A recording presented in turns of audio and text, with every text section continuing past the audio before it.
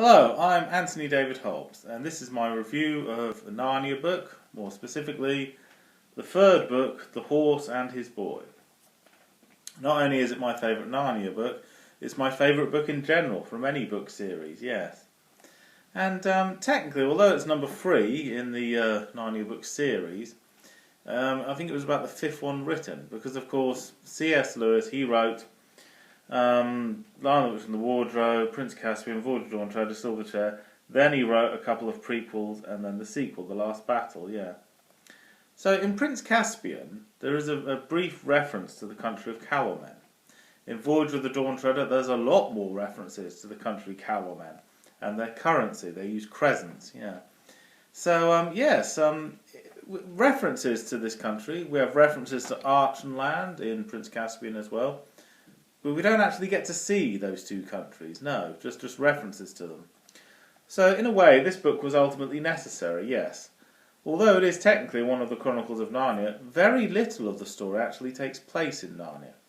The majority of it takes place in Calormen, and then a big chunk of it takes place in Archenland, and then small parts of it takes place in Narnia. So yeah, the Narnia universe expands, if you like. We get to see more places that we knew of, but didn't actually see them in person, yeah. So why is it my most favourite book of all time? Well, I'll start at the very beginning. This is the audio tape version, or the cover of it, yeah, and read by Anthony Quayle. It's an abbreviated version of the story, only about an hour long, but it is very good, yes. It gives you the gist of it, explains what it's all about. And it perfectly captures the spirit of the story. It's basically a story about a boy that is very unhappy with his life, doesn't like living there, but where can he go? He doesn't know any better, doesn't know any other place he can go. He doesn't complain too much about the slavery because everywhere is slavery. The adjoining countries to Calormen have slaves, although we don't actually hear any reference to them. So in other words, there's nowhere to go. And then he gets to meet the talking horse called Bree.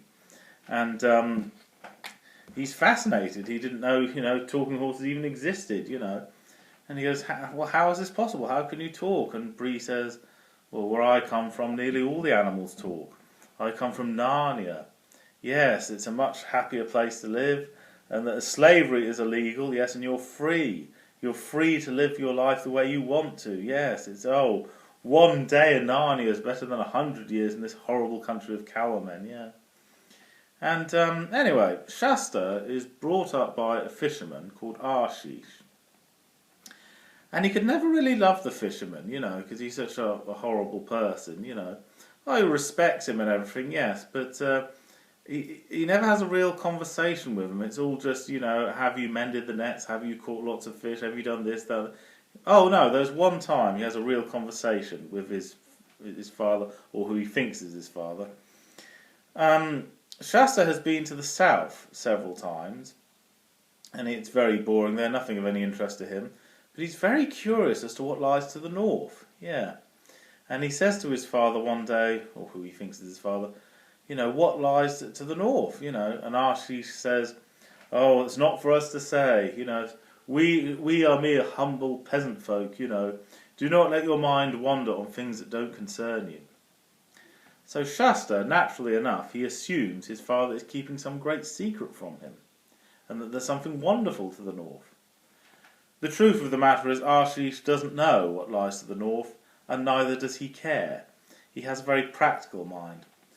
But then in his defence, if you're that poor, he's poor even for a Calormen peasant, if you're that poor, you haven't really got a lot of time for thinking, have you, or for your mind to wander? No, just every hour that God sends, you have to, make as much money, just to make ends meet, yes. Long, hard, gruelling hours for barely enough money to live on, it's terrible, yeah. Well, okay, a turning point in the story, which is chapter 1, yeah, and here it is here. It's, yes, we see a Tarkhan, which is a kind of great aristocrat or great lord, and there's Arshish bowing before him and Shasta bowing before him, yes. He demands hospitality for the night, and Arshish dare not refuse, yeah. And Shasta, who had never learned that it is wrong to listen behind doors, That's what the author points out, that eavesdropping is wrong. However, if Shasta had not been listening to what the two grown-ups were talking about in the room, if he hadn't been eavesdropping, he would never have found out this vital piece of information, and we would have had no story. Yeah, so the book is not perfect, a few bits and pieces that aren't quite right. Oh, and speaking of eavesdropping, much later in the story we meet the Hermit of the Southern March, right? And there was a little picture of him here, that he's an old man that lives in Archenland. Anyway, he's a hermit, right? But he has a magic pool, so he can watch things happening in Calamen or in Narnia or in islands far to the east and stuff. No sound, just picture. He can watch what people are doing. Well, isn't that eavesdropping? Isn't that being a bit creepy, being a peeping Tom? Yeah, that's weird, yeah. Yeah, C.S. Lewis gives this lecture on how it's wrong to eavesdrop, but it's okay for certain people to do it. Okay, yeah. Anyway, Shasta listens to what they're talking about, the Tarkhan and Arshish, the fisherman. And the Tarkhan says, I want to buy that boy of yours. He's a very hard worker, be very useful in my household, yeah. And they bicker and argue about the price and everything, you know. Oh, and among other things, it is revealed that Arshish is not Shasta's father at all. He just found the baby and just raised him as if he was his own, yeah. And he said, I did it for virtuous reasons, you know, looking after the destitute. And the Tarkhan says, oh, please. You didn't do it for unselfish reasons. You did it because you needed a servant to do lots of work for you. Yeah. Opportunity knocks, yeah. Anyway, Shasta tiptoes away. He's heard all he wants to hear. And he thinks, what can I do, you know? Well, he wouldn't feel the way you or I would feel if we just heard about someone talking about selling you as a slave. Because his life was little better than slavery. And slavery is just a way of life in the country Calamen. But also, he could never love the fisherman. He knows that a boy ought to love his father, but he could never love him. You know, there was never that emotional connection between the two of them, yeah. So, and he thinks, what should I do now? Should I run away? Or should I just do nothing and let the Tarkhan buy me, you know? He might be a much better master. Yeah, I might have a much happier life, yeah. I might have, you know, lots of fine clothes to wear, live in a fine big mansion, you know. And then one day I might do something really brave and heroic and he'll give me my freedom, you know. But what if he's a horrible person? What if he's worse than Arshish? Oh, I don't know. If only I knew, if only I knew. And that's when he meets the talking horse who tells him, I know the Tarkhan, I know Anradin. And you want to know if he's good or bad? Well, he's bad, really bad, horrendous. Yes, you'd be better off dead than serving him. Put it that way. He treats his slaves horrendously. Then I better run away, says Shasta. And yes, so Shasta and the talking horse, they're both in the same boat. They both don't want to live here. And the horse is called Bree. He wants to go back to Narnia. And he says, well, you'd be much happier in Narnia. Come with me, yeah. And so, effectively, the horse is like his guide. He's cleverer than the boy and looks after the boy. So it's not really a question of... the horse isn't really the boy's pet. It's more like the boy is his pet. He's looking after him. So instead of being called the boy and his horse, that's why it's called the horse and his boy. Yeah. And as the story progresses, they meet a Tarkhan, or Tarkina, if it's a girl, that's called a Tarkina, called Aravis, and she also has a talking horse. Now she is, betrothed to someone that she doesn't want to marry, but if she doesn't marry him, she'll be, turned out of her house and bankrupt and penniless, and her whole family will hate and despise her. She's being forced to marry someone she's not in love with, and she, the talking horse, Hwin, her mare, says, well, in Narnia, slavery is illegal, so come with me, we'll both go and live there. So yes, again, they're both in the same boat. They want to leave Calamen and get to Narnia. Well, maybe not necessarily Narnia, but just anywhere but here, basically. Get out of the country quick, yeah. So I suppose one of the things I love about the story is Shasta, the hero of the story, there was always this longing inside him. He's not happy with his life, he wants a better life. And this place called Narnia, it was always there. It always existed, he just didn't know about it. So this great opportunity was always there, yeah. So there's something assuring about that. That there's something out there that can make your life happy. You've just got to get out there and find it, yeah. And The Horse and His Boy, yeah, it's the sequel to The Lion, the Witch and the Wardrobe, but if you want to be really accurate, technically it's an interquel. Put simply, that means it takes place after the events, after the beginning of Lion, the Witch and the Wardrobe, but before the end of Lion, the Witch and the Wardrobe, yes. This takes place during the Golden Age of Narnia, so before the four main children return to Earth, basically. They're grown up, they're kings and queens of Narnia, yes, the Golden Age of Narnia. And they've come to visit Calamen like ambassadors or something. Well, technically, we just see King Edmund and Queen Susan in Calamen. And anyway, Rabadash the prince, he wants to take over Narnia. Well, why does he want to take over Narnia? Well, because he's fallen in love with Queen Susan. And she considers marrying him, maybe, maybe not. But after getting to know him, I like to find he's a horrible, despicable person. There's no way I could possibly love him, no way. And she tells King Edmund this when they're in Calamen, or more specifically, Tash Barn, because the capital city is called Tash Barn. And, well, basically, Edmund says it won't be quite as simple as all that. When he has your refusal to marry him, he'll make it impossible for us to leave. We'll be prisoners here, yeah. Because that's what Rabadash does. He's used to getting his way all the time, yeah. And Mr. Tumnus, he makes a little cameo in the story, yes. He basically comes up with this brilliant plan so they can escape in the ship to get to Narnia, yeah. So he comes up with a great plan for them to get away. So that was cool that Tumnus had a cameo and had something cool to do, yeah. In other words, Rabadash is a horrendous, despicable person, used to getting his way all the time. It's all very well, forcing people to do what they don't want to do if they're just slaves. But if you force people to do that are like nobility, royalty, that have power over life and death over thousands of people, that's an entirely different matter, yeah. And, well, the book, The Horse and His Boy, it is unique because the whole thing takes place in the Narnian world. Normally, we have children from our world get teleported to Narnia, but this is different.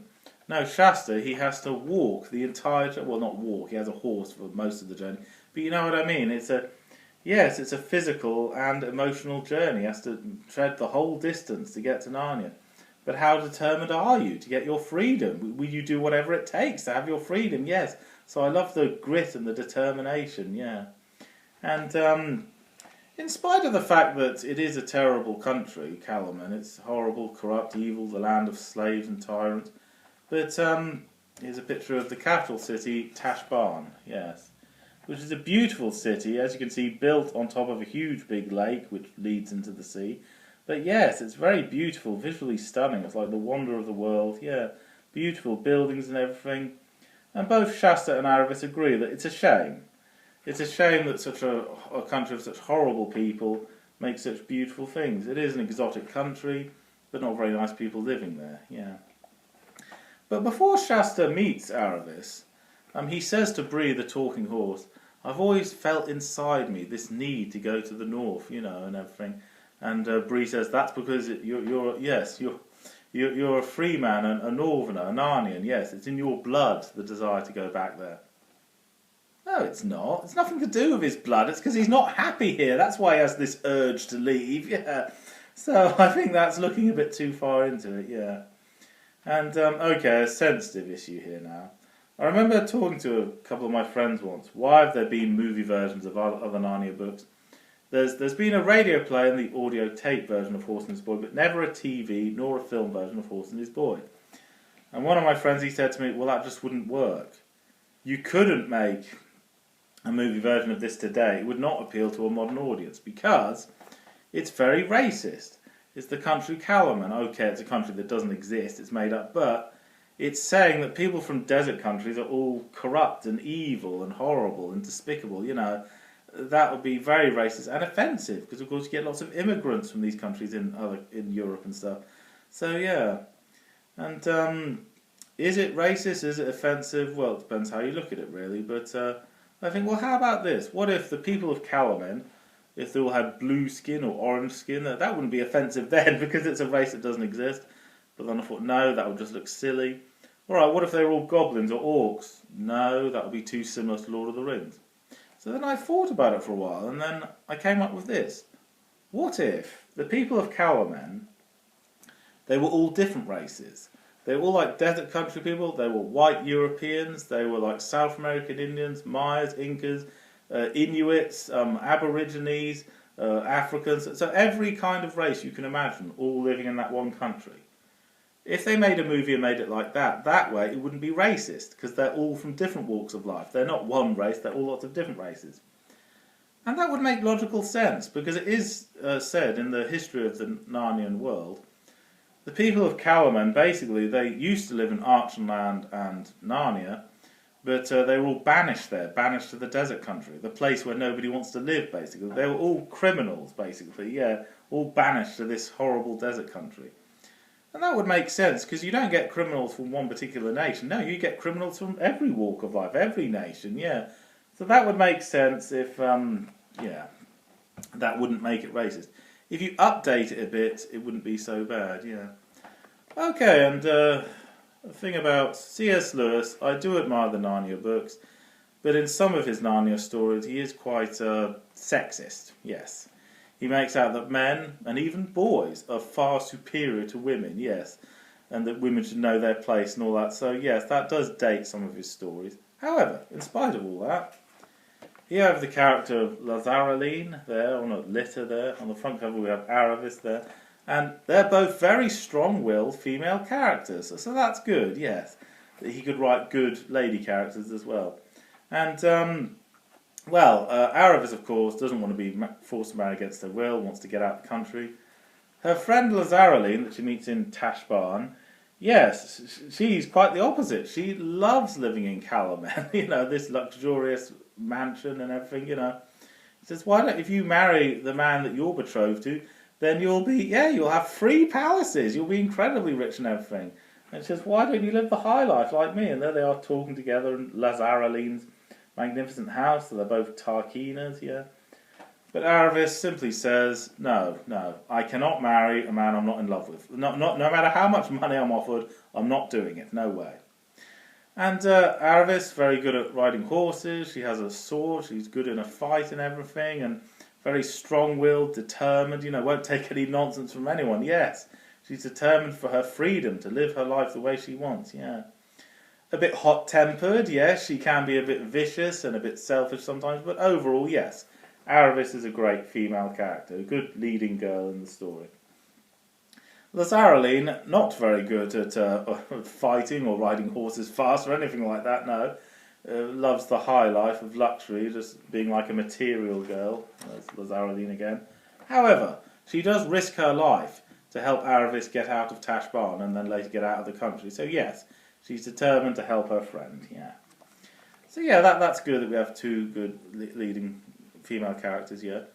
There are, however, other questionable things, like, well, for instance, Shasta, he has to fight in the battle of, he gets to Archenland, meets King Loon, has to fight in the great battle with Corin, the Prince Corin. They fight in an epic battle. It's okay for children to fight in battles, right? And when the battle is finally over, King Loon points out, you know, when it's late at night, that children need to go to bed, they have a bedtime. Oh, so it's okay to fight to the death, risk your life in a battle, that's okay for children, but they must have a bedtime. Well, that's crazy, that's ridiculous, you know. And the other thing is, the deity of Calaman is called Tash, the mirror opposite of Aslan, basically, this horrible evil monster, and it's called Tash. That's the best name you could come up with. That's short for Natasha, you know. But in spite of a few bits and bobs that need to be updated, you know, overall a good story. And one final thing I'll say, something that helps you to visualise the story really well, and it's this, the map at the beginning, yes. So there's Tashbarn there, obviously named after the god Tash, yeah. It's like on an island, that's the lake that leads into a river. Lots and lots of desert everywhere. The gorge that leads into Archenland, lots and lots of mountains, that's why it's called Archenland. And then finally the passing tunnel. I'm very glad they had this map, because when I was a child, it helped me visualise the story better. So it helps for it to take in, yeah. Yeah, and all the story makes logical sense. Aslan himself, being Aslan, helps the heroes with their quest. They think they're doing it all on their own, but every now and again Aslan does something to help them but makes it look like it happened by chance. So yeah. And I think, the character Prince Rabadash, the big irony is at the end, when he's turned into a donkey, and then he has to go back to Tashbarn, and Aslan says to him, if you ever go more than 10 miles from Tashbarn, then you will turn into a donkey again and stay like that forever. And so for that reason, he never attempts to invade again. Never again, no way. We daren't, don't we, for fear of turning into a donkey again. But the other countries near Calamen are quite happy because there's no war up as a result. So although Prince Rabadash's reasons for not going to war were selfish, he inadvertently made, other people's lives a lot better. But the Calamenes thought it was very unusual to have a leader that isn't a conqueror, doesn't attempt to take more countries. And therefore, behind his back, he was called Rabadash the Ridiculous. Yeah. And, another bit of racism here, yes. Rabadash deems Queen Susan to be the most beautiful woman in the world, and there's one point where the Tarkhan and Radin, he says that all white people in general are far more beautiful.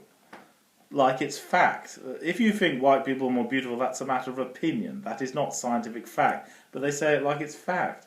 There's another scene in the city of Tashbarn. Shasta sees white people for the first time like him, and instead of being grave and mysterious like most Calamenes, they walked with a swing and chatted and laughed. One was whistling, all jolly and happy, yeah. It's basically implying that these desert country people are incapable of joy, of ever being happy at all. Which is that's a generalisation, isn't it? Yes, it's very closed-minded to think like that, yeah. But, I think, it's, in spite of everything I've just said, okay, spoiler alert, Shasta does eventually end up getting it on with Aravis. Yeah, and she's from the desert country, so, okay, there's a good example of interracial harmony, if you like, yeah. And, the character of King Loon, the King of Archenland, yes, he is a good king, he's a good leader and everything, but, Loon. Is that really the best name C.S. Lewis could come up with? Loon, yes. And later Shasta has to change his name to Kor. Kor, that's a terrible name for a character. Yeah, some of these names could have been made a bit cooler, if you like, yeah. And this is another dramatic turning point in the story. Shasta, as I said, I admire the determination to get to Narnia. Well, he gets, at one point, he's in Archenland, he's racing as fast as he can with his horse is exhausted, he gets off the horse and runs the rest of the way, because he's got to warn King Loon about the invading battle, yeah, he's determined. And when he gets there, finds King Loon and his, nobleman with him, he says, he warns him, Lord King, fly, Angvad, shut the gates, Rabadash coming with 200 horsemen. And the men don't believe him at first. So he goes, my own eyes, I've seen them, I've raced them all the way from Tashbarn. And then eventually King Loon says, all right, come on, let's go, let's shut the gates, get the army ready. It's not like we're busy doing anything, we're just messing about hunting for fun, So yes, they get on with it. And because the whole point of the invasion from Rabadash is he was totally dependent on surprise. So if King Loon and the people of Archenland were ready for him, then yeah. So yes, and I suppose also I admire the idea of be all that you can possibly be. Yeah, Shasta had this great potential to be, a great hero and everything. He just didn't know it, yeah.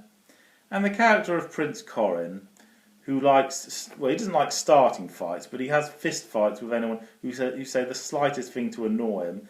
He's impetuous, he's violent and short-tempered.